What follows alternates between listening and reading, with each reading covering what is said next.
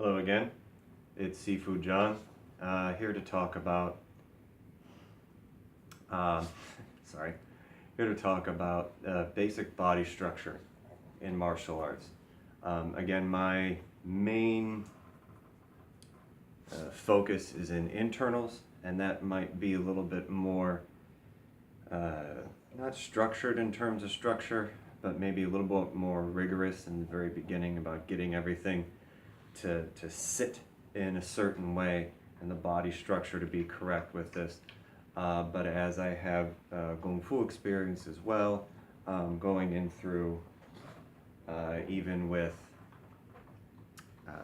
some Swai Jiao and some other things like that, I think that the question of structure would do very well to be for everybody in all things with that. So, we're going to talk about keeping the body straight and having good posture. This is something that I feel is necessary anyway. It's been proven that proper posture helps with health in any aspect of it too. And as we see in our day and age, I mean, kind of we get everyone doing this, sort of thing, or one of those.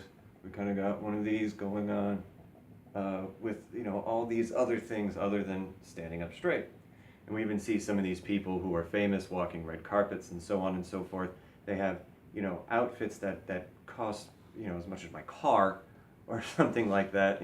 Hair done up, makeup, suits, ties, dresses, accoutrement, and all these other things. And they still look like trash. And they still look like trash because they're kind of just, oh, look, I got nice clothes. I'm just going to kind of do one of these. Oh, they look like crap. And you get some people who dress, they've got t-shirt, jeans, or even just, maybe a polo shirt, throw a jacket on there, some nice jeans, some Oxford shoes or something like that, and the way they walk into a room, very different. It's, I think it's one of the reasons why, some actors and actresses, they make a big hit at some point in time in their life, and they're able to kind of like, man, I don't know what's going on with them. They've got a certain amount of grace, they've got a certain amount of poise, posture, all these things, very nice, very good. And I think that sets a lot of people apart. So when we're talking about body structure, especially from the aspect of internals, we're talking about being able to make everything unified. We want one undifferentiated whole of the body. This will also include the breath, the energy, and the mind, and as well as the body structure, especially if we're talking about internals. But we don't want something kind of out of place of everything else. They say in internals, you move one thing, everything moves. We want to be able to have a body structure that supports that whole thing. So, I'm pigeon-toed, so sometimes I've got to take an extra moment to kind of keep my feet going out a little bit, because even kind of straight and coming in, this isn't exactly correct. I can actually feel it in my back, and even before I started having back problems, I felt it if I was starting to get too kind of in here. It wasn't supporting myself right. So the feet, when you walk, kind of have to be slightly out a little bit. And what we want to do is we really want to make sure that our knees are aligned with our toes and our feet.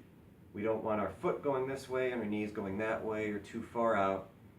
And a lot of the times we want to be careful about having our knee go out past the toe. What all these things do, if there's not that alignment between the feet and the knee, first off, is that you're putting basically all your weight is coming in on the knee.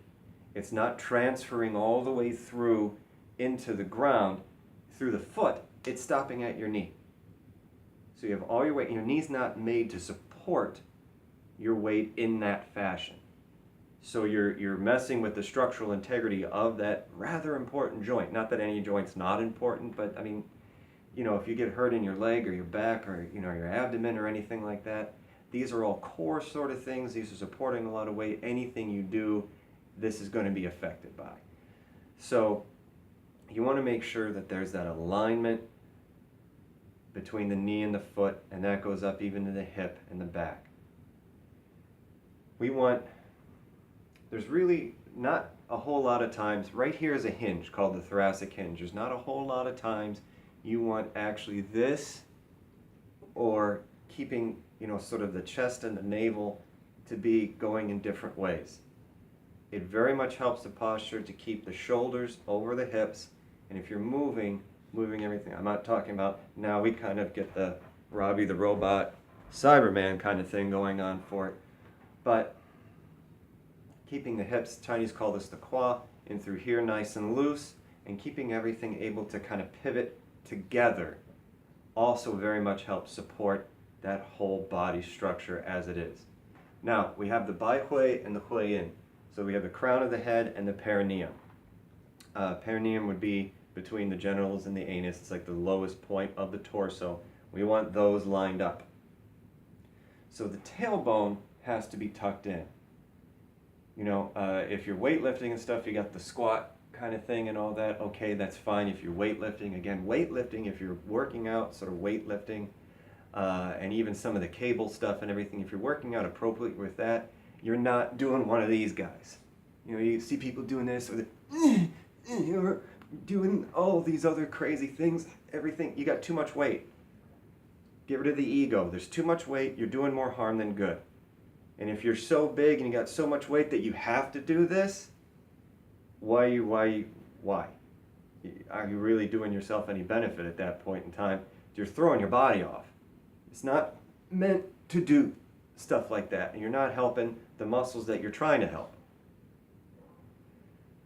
So we keep the tailbone gently tucked in, crown of the head over the perineum, shoulders and hips lined up. We want the head being pulled, you can see, like it's being pulled up like one of our little like biology skeletons sort of things. But we don't want it now to kind of bring that chin up. We don't want to get entirely too fancy with it now, dear. Keep the chin tucked in. This helps pull the crown of the head up and keep the neck straight, and the neck all the way down through the back, nice and straight. Now, depending upon, feet might depend upon what you're doing. Kind of a nice shoulder width if you're just sort of standing. You know, you get the kind of contrapposto thing and all these other stuff. That's fatigue setting in. And you have to be mindful at that point in time where you're putting your weight, where your alignment of your legs are, and being able to, you know, mitigate any sort of wear and tear you're going to have on like the hips or the back, or where the weight's not lined up. I see people all the time walk in a kind of controlled fall, you know, kind of the kind of thing. This isn't good either. A controlled fall, what if you slip? You know, you're kind of weight leaning forward. There's no stride to it. You know, there's no movement of the leg so much. You're not being able to efficiently move the body through. It's almost like before you even set the foot down, your weight's not even on it, and you set down. You kind of want to make it smoother. You know, I talk about, and I'll talk about this when I do Tai Chi walking, almost making a case for, you know, almost, I call it like, think of it like a cartoon. The more pictures a cartoon has, the more smooth it is, the better production value and everything of it is. It's going to be smoother, it's going to be more lifelike. So the more you kind of break down the way you stand, the way you walk, and try and make it nice and straight, keep your structure nice, the smoother it's going to be. So if you have good posture, even if you have to stand like in line or something like that, guess what? You're going to be less fatigued. It's going to be easier for you to do so. One of the ways that I know for a fact that structure is very important is because last year when I had my spine problems, apparently I have spurring between L5 and S1, and one of my discs is not the way it should be. I need double stuffed discs, and I have regular Oreo disc in that one area. And it started affecting my sciatic nerve. I've had that problem before, but it's gone away. This lasted for months. And for a period of a couple months, from here to here, all the way through, none. Sometimes a little tingly, but other than that, pretty numb. I'm still able to sit here and play Yang style, even Shen style, sitting and playing the Xingyi, or going out in the Bagua, doing the things like that. I was still able to do that effectively. And even still able to hold these postures without rolling my ankle, without falling over, without causing any more pain, trying to help heal the area because the structure was correct. Now, we're taught, especially as guys in the West, you know, you kind of got to get that scared bird kind of mentality. Puff out your chest, pull your shoulders. Everyone's got to get that kind of Superman. Me big man, strong man. It's crap. You're keeping your breath, your energy is stagnating by your heart and your lungs, and it's coming up in the head. Is it any wonder we have heart, lung problems, and a ton of anxiety? Everything's being stuck up here. And everyone wants to breathe with the ribs, hitting the ribs. That's stupid. You got a hard structure here. You're not meant to breathe out this way. I'm going to talk specifically about breathing later, and we'll get to that. But you keep this nice and relaxed. They say collapse the chest and raise the back, and we're not talking about hunchback here. But from shoulder to shoulder is almost like a thin crescent moon, if you look at it from the top. This, no good. Nice and relaxed. But straight. So you have relaxed muscles, strong structure. So again, we want to make sure that our knees and our feet and our hips are nice lined up, tailbone slightly tucked in, so the shoulders and the hips line up, crown of the head, perineum, nice and lined, shoulders not back, chest not out, but still straight, not hunched, not squatting, not leaning, nice and straight. So this is a few words on just real basic structure. I think the general posture for health and daily life anyway, let alone a very, very beginner point on how to be able to stand. I mean, how many times, if you go to tournaments or you watch people on YouTube or anything play their forms, the preparatory form, you'll start here. You'll go for we have.